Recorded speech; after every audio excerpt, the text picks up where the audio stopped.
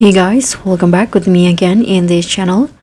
On today's tutorial, I'm going to show you how you can get the sitting pose in Fish It Roblox.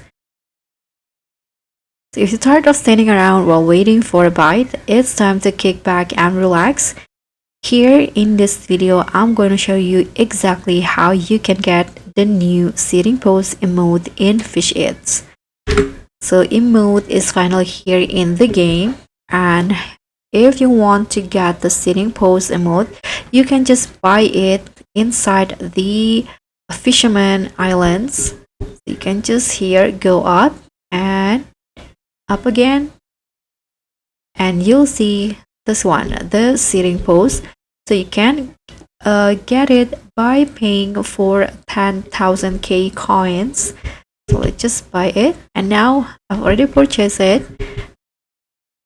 Can see in the emotes in here, so you can just click on it to add it to your emotes list. Click on the emotes at the top, and just like that you'll get the emoji. So that's all from me. Thank you so much for watching. Don't forget to like, comment and subscribe, and also click on the thanks.